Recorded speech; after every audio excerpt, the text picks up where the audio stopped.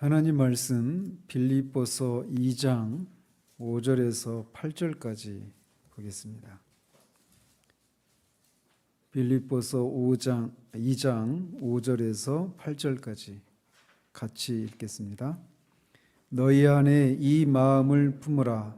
곧 그리스도 예수의 마음이니 그는 근본 하나님의 본체시나 하나님과 동등됨을 취할 것으로 여기지 아니하시고 오히려 자기를 비워 종의 형체를 가지사 사람들과 같이 되셨고 사람의 모양으로 나타나사 자기를 낮추시고 죽기까지 복종하셨으니 곧 십자가에 죽으심이라.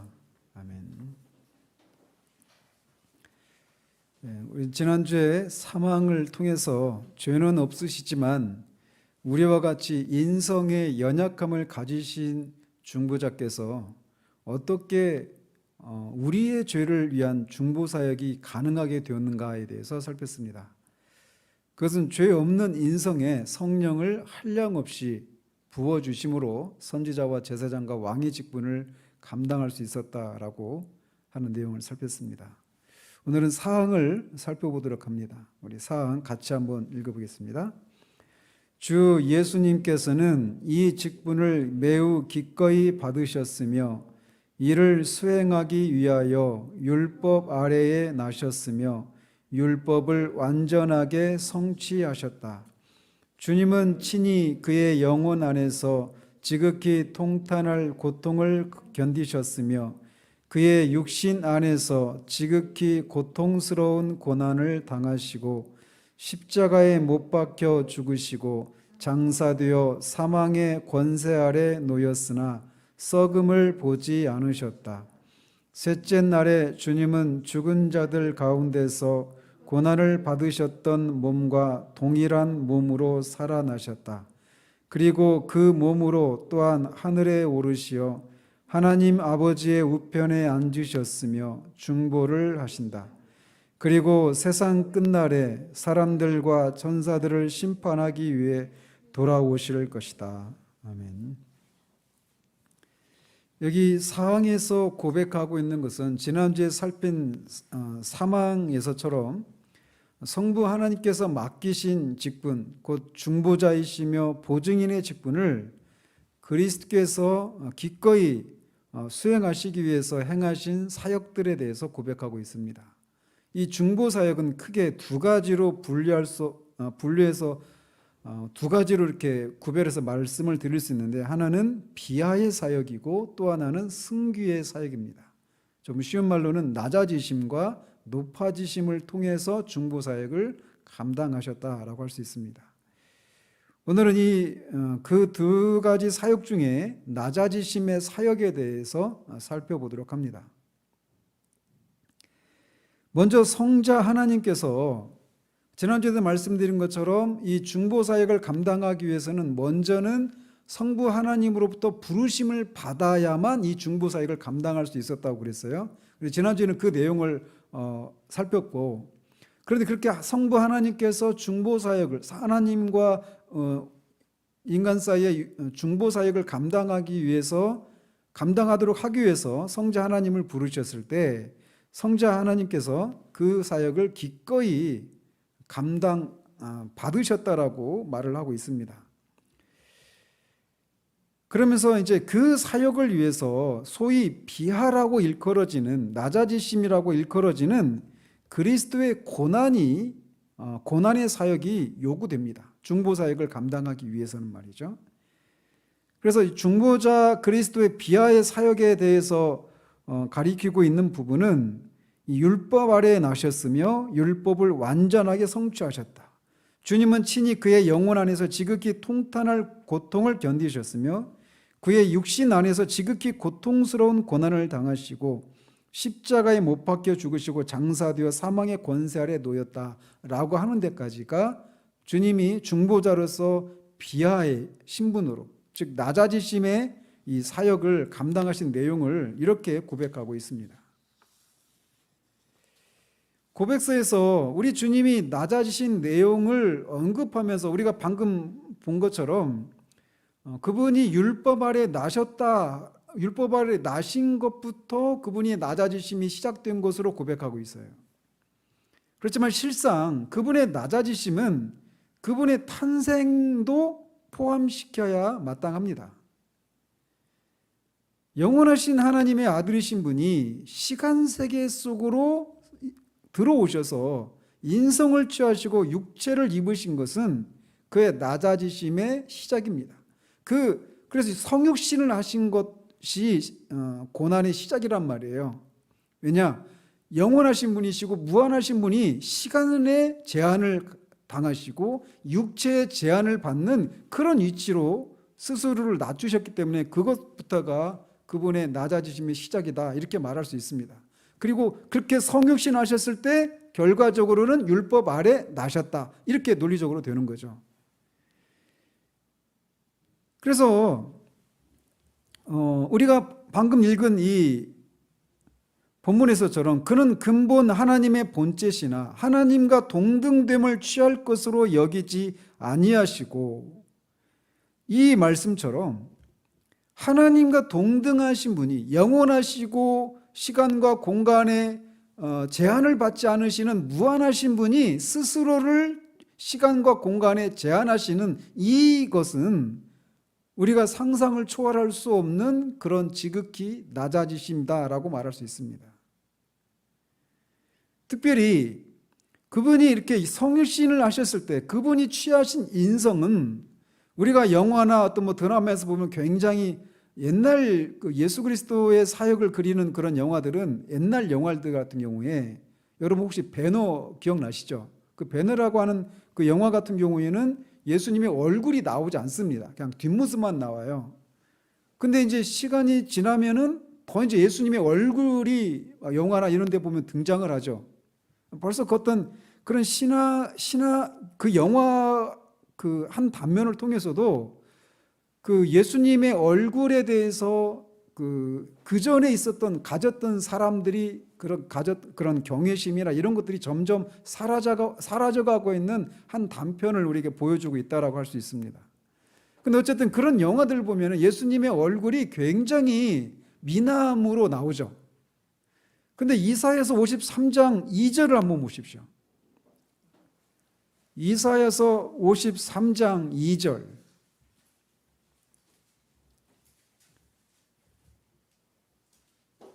같이 한번 읽겠습니다. 그는 주 안에서 자라나기를 연한 순 같고 마른 땅에서 나온 뿌리 같아서 고운 모양도 없고 풍채도 없은즉 우리가 보기에 흠모할 만한 아름다운 것이 없도다. 이사야 선지자를 통해서 고난받으실 메시아가 외관상 어떤 모양을 가지고 있는가에 대해서 이렇게 700여 년 전에 이사야 선지자를 통해서 예언하셨는데, 여기서 진술하고 있는 예수님의 그 풍채나 외모, 이런 모습들은 우리가 흠모할 만한 것이 없는 그런 모습이라고 말하고 있습니다. 그래서 스스로 영원하신 분이 육체에 자신을 제한시키는 것도 그분의 낮아지심인데, 그 인성을 취하신, 그분이 취하신 몸의 모습도 사람들이 흠모할 만한 것이 없는 그런 모습이었단 말이에요. 굉장히 잘생기고 또 사람들이 흠모할 만한 그런 모습으로 그런 육신을 취하지 않으셨다라고 하는 거죠. 그런 면에서도 낮아지심의 한 단면이 드러나고 있는 거예요. 그리고 그분이 태어나신 부모도 목수의 아들로 그분이 태어나셨습니다. 그래서 평생을 가난한 가운데 지내셔야만 했어요. 가정 환경도 그랬죠. 그리고 그분이 태어나신 곳도 마국간에서 태어나셨습니다. 어떤 세상의 군왕의 아들로 태어나신 것도 아니고 궁전에서 태어나신 것도 아니셨어요. 이렇게 그분의 태어나신 그 인성을 취하신 것부터, 또 그분이 취하신 그 인성 중에 몸의 모습도, 그리고 그가 들어온 가정이나 어떤 이런 모습들이 다 사람들이 흠모할 만한 그런 모습이 아닌 환경으로 그분이 오셨다라는 거죠. 그리고 그가 그 인성을 취하시고 공생애를 지나시면서도 그는 가난한 자들의 친구였고 또 창기나 죄인들의 친구로 불리기를 부끄러워하지 않으셨던 그런 모습이었는데 그것 자체가 고통인 거죠. 이렇게 그분의 탄생에서부터 그분은 낮아지셔서 그렇게 그분의 중보 사역을 시작을 하셨습니다. 또 이 고백서에서 첫 번째로 고백하고 있는 내용은 그분이 인성을 취하셨는데 그 결과 율법 아래 태어나셨다라고 고백하고 있습니다. 율법 아래 태어나셨다. 이 얘기는 그분이 율법을 제정하신 분이시고 인간에게 나누어 주신 그런 분이신데 그분이 그 율법 아래 스스로 복종해야만 하는 그런 자리에 오셨다라고 하는 것을 말해줍니다. 그분은 인간이 되셨을 때 스스로 율법의 종이 되신 것입니다. 그런데 신앙 고백서가 율법 아래 나셨다라고만 고백하고 있지 않고 그것을 완전하게 성취하셨다라고 고백하고 있는 것도 우리가 주목할 부분입니다. 예수 그리스도께서 사람으로 오셨다라고 하는 그 사실은 율법 아래 태어나셔서 율법에 복종해야만 하는 그런 위치로 낮아지셨다 이런 뜻도 있지만 율법을 지키시고 완전하게 성취하시는 그 일도 율법 아래 그 일도 포함되어 있다라고 말하고 있는 거예요. 그래서 율법을 완전하게 성취하셨다 이 얘기는 우리를 대신한 그런 율법에 대한 순종입니다. 이거를 나중에 이제 뒤에서 5항에서 예수님의 순종이 두 가지 종류의 순종으로 나뉘거든요. 수동적인 순종과 능동적인 순종으로 나뉘는데 율법을 성취하셨다, 완전하게 성취하셨다 이 얘기는 그리스도의 능동적 순종에 대한 그 고백을 하고 있는 거예요. 그래서 이 내용은 뒤에 이제 5항에서 좀 더 자세하게 살펴보도록 합니다.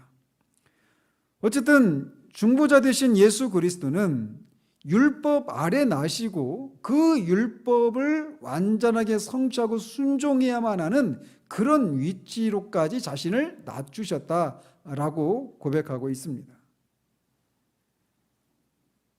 그리고 이 고백서에서 사항에서 고백하고 있는 두 번째 그분의 낮아지심의 사역은 그리스도의 수동적인 순종과 관련된 그런 내용들입니다. 그 내용은 그리스도께서 그리스도에게 속한 하나님의 자녀들을 위해서 영혼과 육체의 고난을 받으신 것과 십자가에서 죽으시고 장사되시고 사망의 권세 아래 놓이신 것에 대한 고백이에요. 그래서 먼저 신앙 고백서는 그리스도께서 속죄를 위하여 희생 제사를 드리실 때 그의 육신뿐만 아니라 영혼도 고통을 겪으셨다라고 고백하고 있습니다. 그래서 주님께서 잡히시던 밤에 겟세마네 동산에서 그 베드로와 야고보 그 요한에게 말씀하시기를 내 마음이 매우 고민하여 죽게 되었다라고 고백하고 있어요. 여기서 마음이 영혼을 가리킵니다. 십자가에서 하나님으로부터 하나님으로부터 저주를 받으시고 또 죽음의 권세 아래 그분이 매이시게 될 그 상황, 그 일을 앞두고 자신의 영혼이 매우 고민하고 죽게 되었다라고 표현하고 계셔요. 그리고 겟세마네 동산에서는 땀이 피가 되도록 그렇게 기도하셨다라고 말씀하고 있고 십자가에서도 나의 하나님 어찌하여 나를 버리셨나이까라고 외치시면서 그분의 영혼이 하나님으로부터 버림받은 것에 대한 고통을 그렇게 울부짖음을 통해서 표하고 계십니다. 하나님께 범죄한 저주의 죄값에 따른 형벌을 홀로 짊어지시고 자신의 영혼이 하나님의 진노에 의해서 갈기갈기 찢기며 버림받는 그 고통을 이렇게 표현하고 계신 것입니다. 그 순간 그는 하나님과의 풍성한 교제의 기쁨을 완전히 상실하고 오히려 하나님으로부터 미운 물건 취급을 받고 있는 상황이었어요. 그 고통을, 육신의 고통뿐만 아니라 영혼이 받고 있는 그 고통을 나의 하나님 어찌하여 나를 버리셨나이까라고 표현하셨던 겁니다. 이렇게 그분은 먼저는 영혼이 고통을 받으시는 그런 일을 하시는 것을 통해서 중보사역을 감당하셨습니다. 또 그분은 그분의 육신으로도 죄의 형벌의 고통을 받으셔야만 했습니다. 그분의 육신이 가시로 머리가 찢겨져야만 했고, 침뱉음을 당하고 모욕을 당하셔야만 했고, 조소와 멸시를 당하고, 구타로 인해서 몸이 멍들고 갈증으로 목이 타들어가는, 채찍으로 피부가 살점이 다 떨어져 나가는 그런 고통, 육신의 고통을 그는 견디셔야만 했습니다. 이렇게 그는 그분의 영혼과 육체로 고통을 받으시는 이 고난 사역을 통해 낮아지심의 사역을 감당하신 것입니다. 그분이 당하신 영혼과 육체의 고난은 매우 짧은 시간에 이루어진 일입니다. 그럼에도 불구하고 그 짧은 시간에 받으신 고난임에도 불구하고 저와 그를 믿는 모든 사람들의 영원토록 받아야 할 영혼과 육신의 고통을 다 감당하시는 그런 고난이셨습니다. 그가 받은 죄의 형벌의 가치는 온 인류가 받아야 할 형벌을 치르기에 충분한 가치를 가지고 있습니다. 그래서 그분이 그 짧은 시간 동안 그런 형벌을 그분의 육신과 영혼에 받으신 거예요. 그리고 나서 신앙고백서가 고백하고 있는 세 번째 비하의 사역은 그가 죽으시고 장사되시고 사망의 권세 아래 잠시 동안 머물러 계셨다라고 하는 것을 고백하고 있습니다. 여기 고백서에서 그리스도께서 죽으신 후에 장사되었다라고 하는 말을 통해서 그분이 기절하신 것이 아니라 실제로 죽으셨다라고 하는 것을 확실하게 하고 있습니다. 그분은 죽으셔서 장사를 지내셨고 3일 동안 무덤에 머물러 계셨습니다. 그 3일 동안 그리스도께서 사망의 권세 아래 놓여 있었던 것이라고 신앙고백사가 고백을 하고 있어요. 그분이 죽으셨다라고 할 때 그분의 죽음은 그분의 육체와 영혼이 분리되는 그런 종류의 죽음을 말합니다. 우리가 흔히 죽음을 세 가지로 얘기하잖아요. 우리 심장 박동이 멈춰서 그렇게 육체의 기능이 다 멈췄을 때 그거를 죽었다 이렇게 말하기도 하고, 또 하나 이건 그야말로 생물학적인 그런 죽음을 말하죠. 또 하나는 이렇게 영혼과 육체의 분리, 우리가 죽었을 때 일어나는 영혼과 육체의 분리가 일어나는 것을 죽음이다, 죽었다 이렇게 표현하기도 합니다. 또 하나는 두 번째 죽음이라고 하는 것이 있죠. 지옥에서 영원한 형벌을 받는 그 상태를 영원한 죽음이다 이렇게 말을 하는데, 주님은 그 두 번째 죽음을 경험하신 거예요. 그분의 육체와 영혼이 분리가 되었습니다. 우리는 그 사실을 어떻게 알 수 있을까요? 그분의 영혼과 육체가 분리되었다라고 하는 것을 어떻게 알 수 있느냐? 누가복음 23장 43절에 있는 것처럼 한편 강도에게 주님이 네가 오늘 나와 함께 어디 있으리라? 낙원에 있으리라 이렇게 말씀하셨습니다. 즉 그분의 육신은 아리마대 요셉의 그 새 무덤에 같이 누워 계셨지만 영혼은 그날 낙원에 들어가신 거예요. 그래서 강도에게 그렇게 말씀하셨던 거죠. 그리고 죽으시기 전에 맨 마지막 가상칠언이라고 말하는 그 맨 마지막 외치심이 아버지여 내 영혼을 아버지 손에 부탁하나이다 라고 하는 말씀입니다. 내 영혼을 아버지 손에 부탁하나이다라고 하시면서 숨을 거두셨어요. 그래서 그분은 이렇게 영혼과 육체가 분리되는 죽음을 겪으신 것입니다. 그런데 우리가 여기서 이 신앙 고백서에서 우리가 그 사도신경의 초기 어떤 사본에 보면 그분이 죽으시고 장사 지내시고 음부에 내려가셨다 이런 고백이 있는 사본들이 있어요. 근데 이 고백서에서는 그거를 말하고 있지 않습니다. 그 얘기는 이 로마 가톨릭의 같은 경우에는 음부에 내려가셨다 이 사실을 예수님이 그 3일 동안에 구약의 선조들이 가 있는, 구약의 선조들이 가는 그 임시 장소인 선조 림보라고 하는 곳에 가셨다 이렇게 해석을 합니다. 루터파의 경우에는 예수님이 지옥에 실제로 내려가셔서 음부에 내려가셔서 그분이 죽음의 권세를 물리치셨다라고 하는 것을 선포하셨다 이런 의미로 해석을 합니다. 그런데 개혁파 신학에서는 그 내용을 언급하지 않고 있어요. 여기 신앙 고백서에서는. 그래서 이 음부에 내려가셨다라고 하는 것을 이 내용에 대해서 이 신앙 고백서가 언급하지 않고 있는 것은 예수님이 십자가의 고통이 실로 매우 극심했다라고 하는 것을 비유적으로 해석하고 있다라고 하는 것을 암시한다고 볼 수 있습니다. 이렇게 그분은 중보자로서 육신을 입고 이 땅에 태어나시는 낮아지심을 성육신을 통해 낮아지셨고 또 율법 아래 나셨고 또 영혼과 몸에 그런 고통을 당하셨고 죽으셨고 또 장사 지내고 사망의 권세 아래 3일 동안 사망의 권세 아래 머물러 계셨습니다. 이것이 그분이 그렇게 겪으신 이 일들은 중보자로서 겪으신 일들이에요. 즉 저와 여러분들이 겪어야 될 것들을 대신 겪으신 고난이라는 거죠.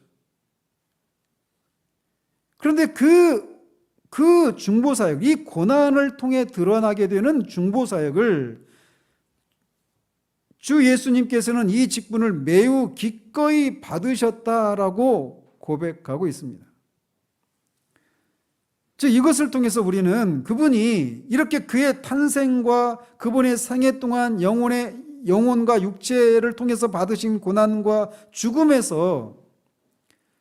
통한 이 고난을 겪으신 동기가 무엇인가를 우리에게 말해주고 있습니다. 하나님 아버지께서 이 중보사역을 감당하도록 성자 하나님을 부르셨을 때 예수님이 성자 하나님께서 기꺼이 이 중보사역을 감당하시고 이 고난을 받으셨단 말이에요. 근데 이것을 받으셨을 때 그분이 기쁨으로 기꺼이 하셨다라고 고백하고 있습니다. 누가 이것을 강요해서 억지로 하신 것이 아니라 자발적으로 낮아지셨다라는 거죠. 스스로 원하셔서. 그래서 그를 이 땅에 보내시고 낮아지시게 하신 것은 하나님 아버지 안에 있는 사랑이 그것을 불러 일으킨 것입니다. 마찬가지로 그리스도는 우리를 향하신 은혜와 연민 때문에 이 고난을 스스로 취하신 것이에요. 우리가 이 땅을 살아가면서도 정말 어떤 어려움을 겪고 있는 사람들을 돕기 위해서 더군다나 어떤 막 그 비난을 받고 있는 그 사람의 옆자리에 같이 서서 같이 돌팔매질을 당하는 이 일들은 그 사람에게 큰 위로와 어떤 그 사람을 향한 사랑이 동반되지 않으면 그 일을 할 수 없잖아요. 동등한 인간끼리 인간을 위해서도 그런 일을 했을 때 우리는 그 사람의 그런 호의와 그런 사랑에 우리가 감동하고 그 위기를 벗어나면 우리가 그 사람을 위해서 무엇이라도 하고 싶은 그런 마음이 일어나는 것이 자연스럽잖아요. 더더군다나 이렇게 낮아지신 이분은 하나님과 본체에 있어서 동등하신 성자 하나님이시란 말이죠. 그분이 그렇게 하신 것은 우리를 향한 사랑 때문에 그렇게 하신 겁니다. 그래서 그분의 낮아지심을 통해서 우리는 하나님이 우리를 얼마나 사랑하시는가라고 하는 것을 알 수 있게 되는 거예요.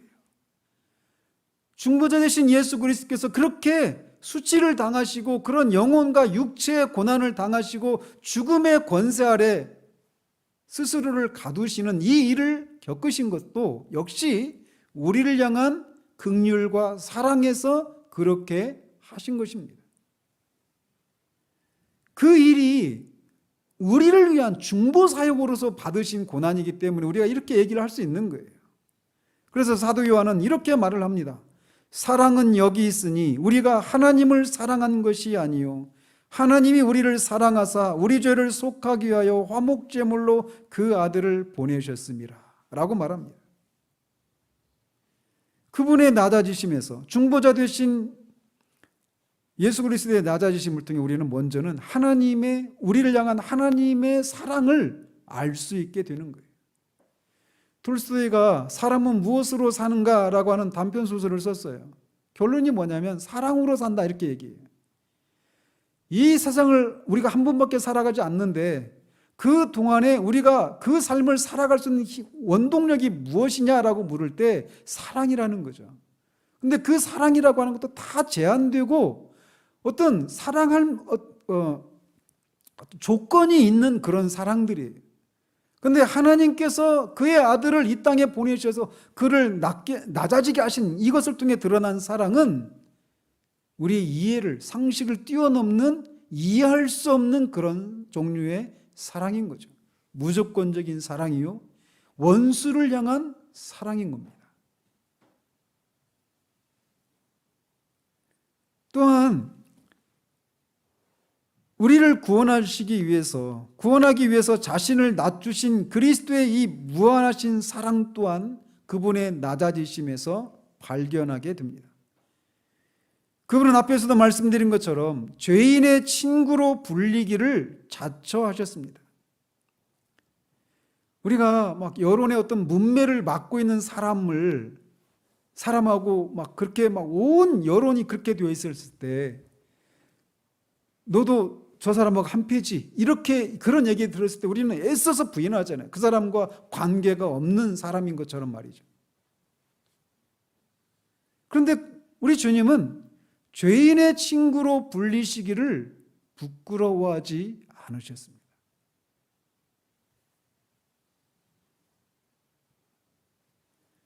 그리스도께서 만약에 육체를 입는 그 낮아지심을 우리를 대신해서 하시지 않으셨다면 우리가 저주를 받았을 겁니다.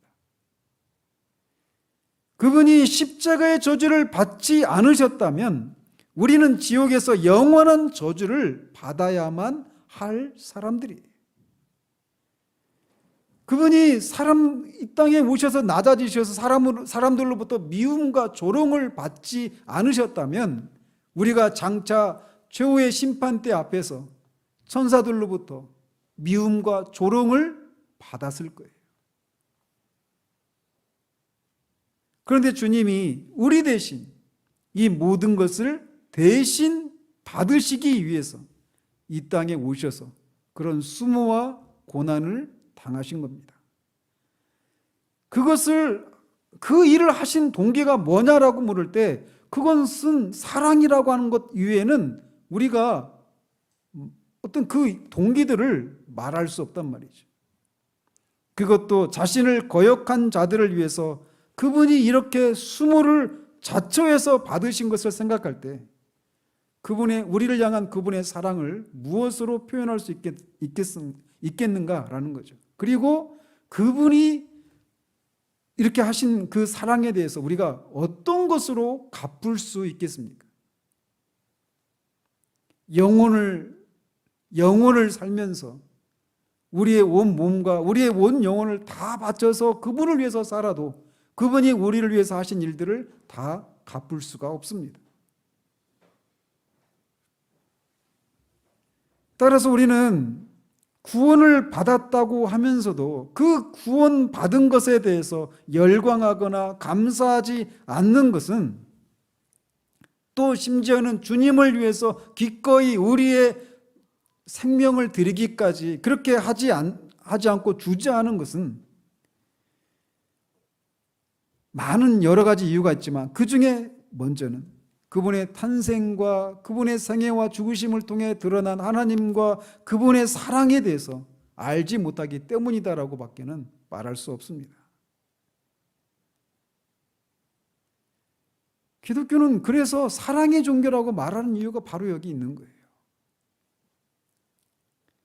하나님이 먼저 우리를 사랑하셨기 때문에 그 사랑에 대한 감사에서 하나님을 사랑하고 그리스도가 사랑한 사람들을, 이웃을 사랑하는 것, 이게 기독교의 전부예요.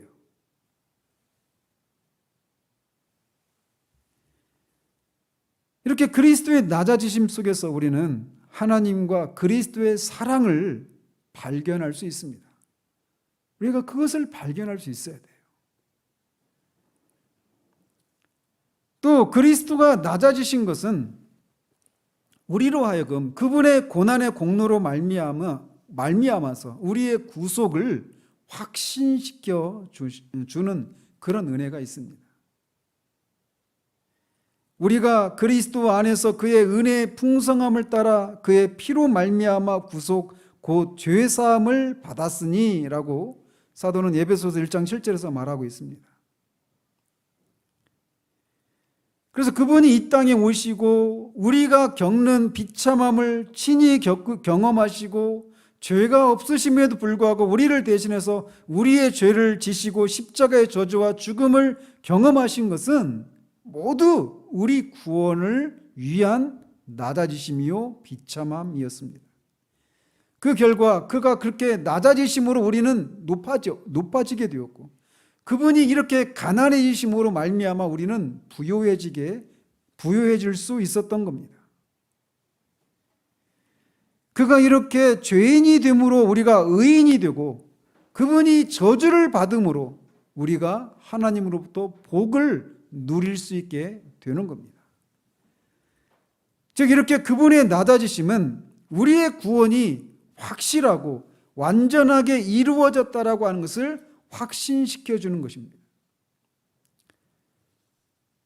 그래서 우리가 늘 강조드리지만 당신은 어떻게 구원받은 것을 알 수 있습니까? 라고 말할 때 다분히 우리는 우리 밖에서 이루어진 이 그리스도의 낮아지심과 높아지심을 통해 이루어진 그 사역의 근거에서 그것이 내가 구원받은 근거입니다, 유일한 근거입니다라고 말하기보다는 내 안에서 일어난 변화, 어떤 주관적인 변화들, 또 그런 것을 경험한 이후에 나타나는 삶의 변화들, 이런 것에 의해서 구원의 확신의 근거를 찾으려고 하는데, 그것이 있을 때는 있는 것 같지만 그런 것이 없을 때는 우리가 불안해한단 말이에요.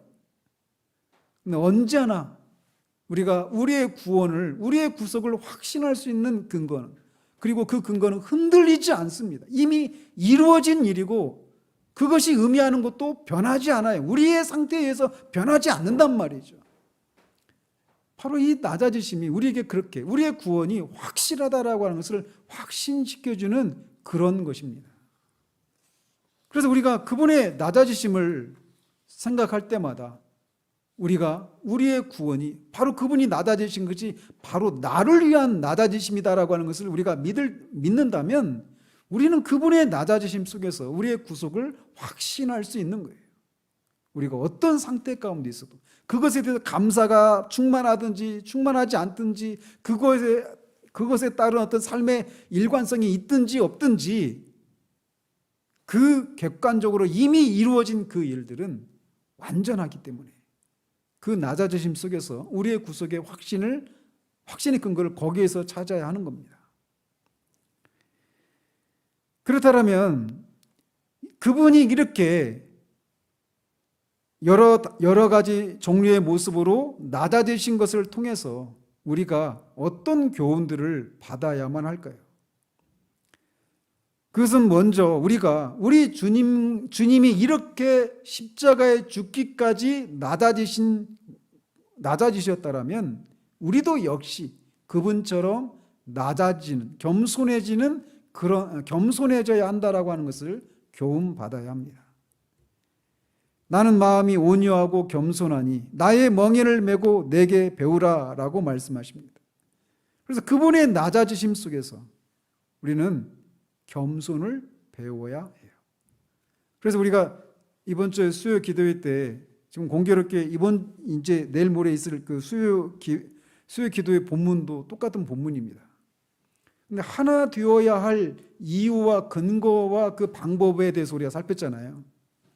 하나 될 수 있는 거, 우리가 어떻게 다른 사람을 나보다 낮게 여길 수 있는가? 그 궁극적인 치유책이 무엇이냐면 이렇게 그리스도의 낮아지심을 생각하는 거예요.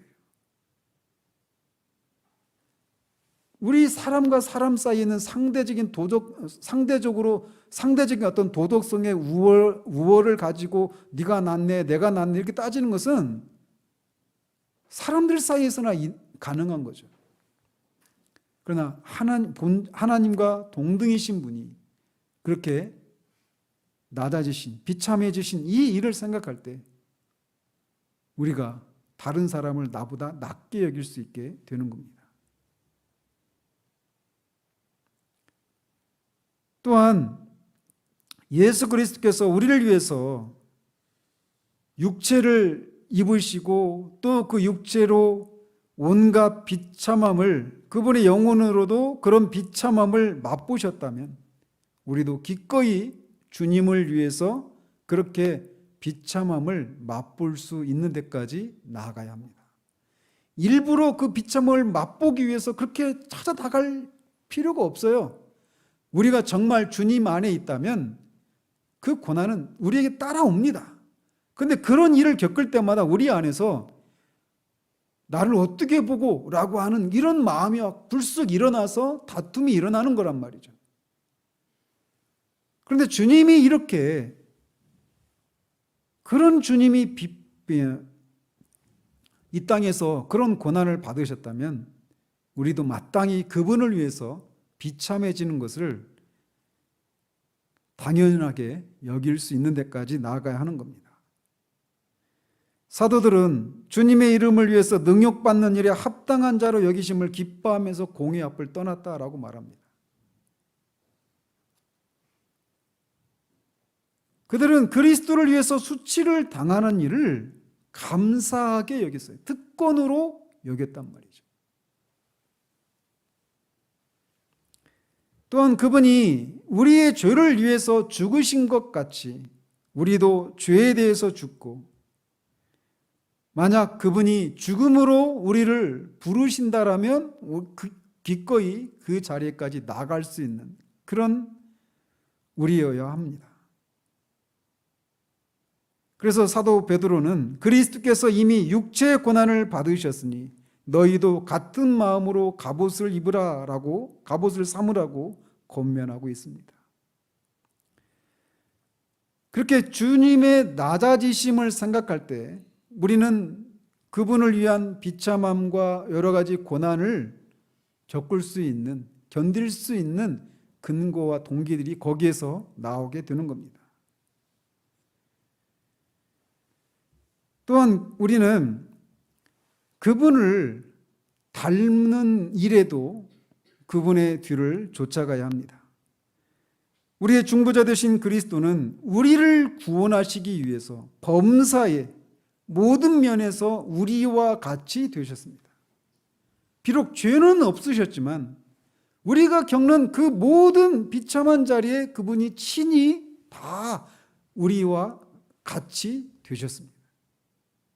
따라서 우리도 이제는 그분과 같이 되려고 노력을 해야 돼요. 먼저는 우리의 기질이, 우리의 성품이 그분을 닮아가도록 해야만 합니다. 그분은 온유하신 분이셨어요. 그렇다면 우리도 온유한 성품의 사람이 되어야 합니다. 그분은 들레이지 않는, 자랑하고 떠버리는 분이 아니셨습니다. 마찬가지로 우리도 그런 사람이 되어야 해요. 그분은 연민과 긍휼이 풍성하신 분이셨어요. 그렇다면 우리도 그런 성품에 있어서도 닮아가야 하는 겁니다.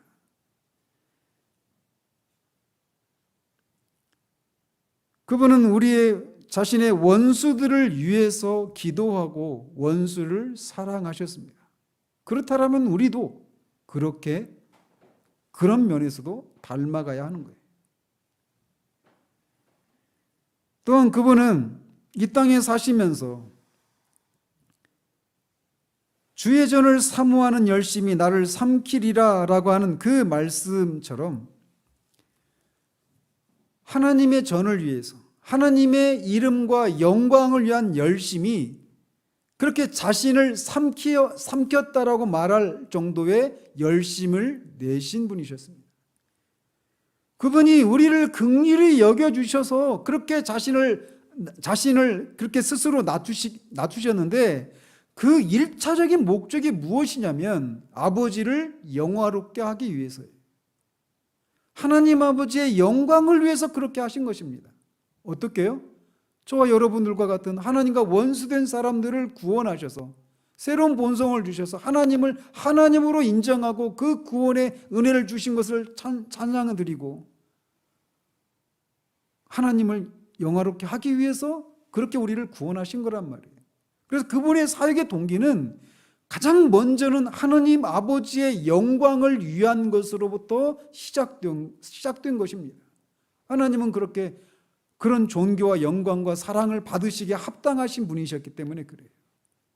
그래서 그것을 위해서 그분은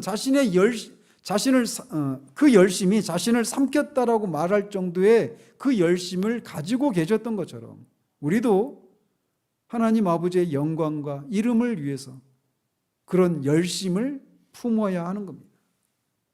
하나님의 이름이 업신여김을 받는 것에 대해서 우리는 통분히 여기고 마음을 상해하고 하나님의 이름이 어떻게 하든지 우리의 삶을 통해 또 열방 가운데서 높이 여김을 받으시기를 위해서 우리가 할 수 있는 것을 해야 하는 겁니다. 그 일에 우리는 열심을 내어야 하는 거예요. 또한 그분이 세상을 향해서 그렇게 멸시하셨던 것처럼 우리도 세상을 향해서 그러해야 합니다. 그분 앞에서도 우리가 읽었던 것처럼 흠모할 만한 것이 아무것도 없는 그런 분으로 태어나셨어요. 그분은 자랑할 만한 육체가 아니셨고 왕족의 후손으로 오시지도 않았고 비천한 가문에 몰락한 왕가의 후손으로 그리고 가난한 몫으로 오셨습니다.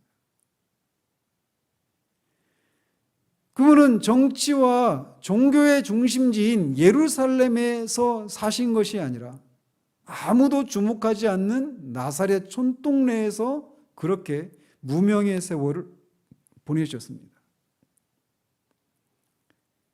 그분은 지위나 명예에 대한 야심이 없으셨어요.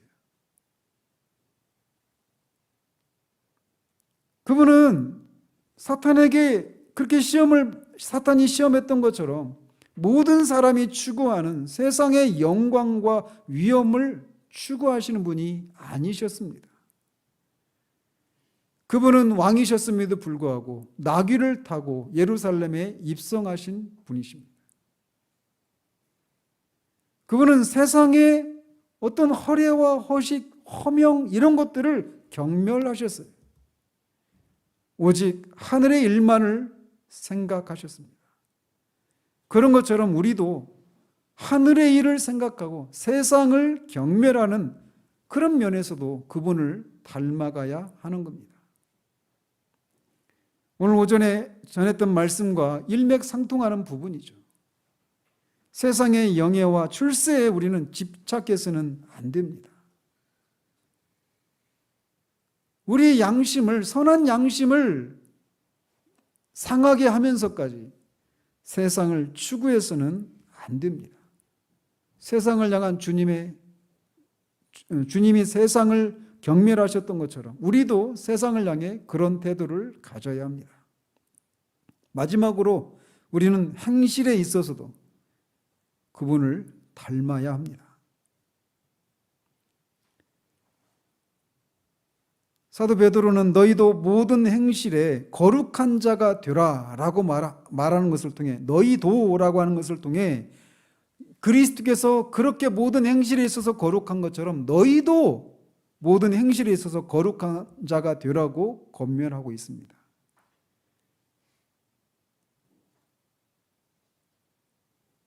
그분이 이렇게 낮아지심으로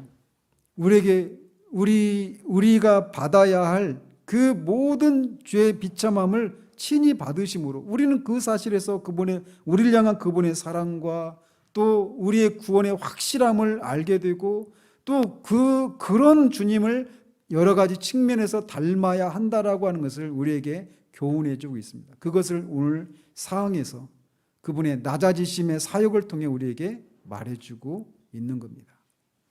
그렇기에 우리가 그분의 이 낮아지심이라고 하는 사역을 통해 나타난 중보 사역의 근거에서 우리가 이제 하나님 안에서 높아지고 의인이 되고 존귀한 자가 될 수 있게 된 것입니다.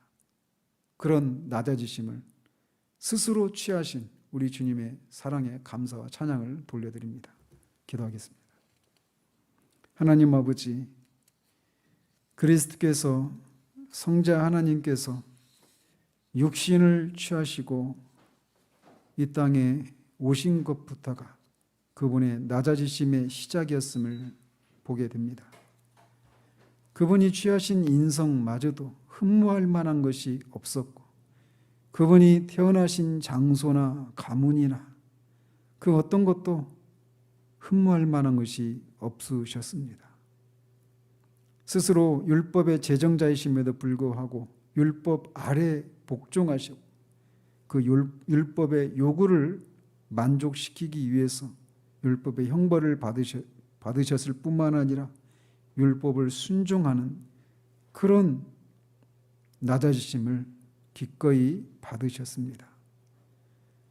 영혼으로 또 그분의 육체로 여러 가지 수모와 고난을 받으셨습니다.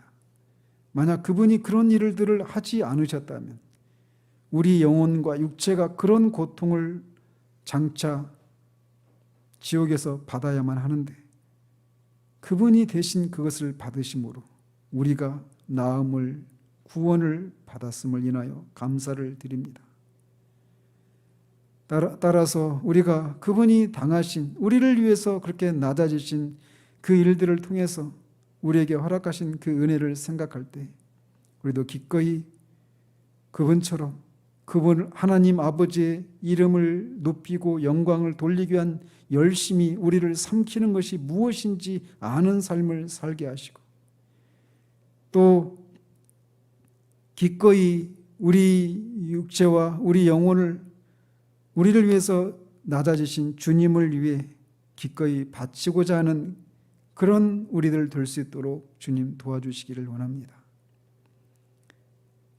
그리고 그분의 낮아지심을 통해 우리의 구원이 참으로 완전하고 충분함을 우리가 확신하고 우리 자신에게서 구원의 근거를 찾으려다가 미로에 빠지는 그런 우리들 되지 않도록 도우시기를 원합니다.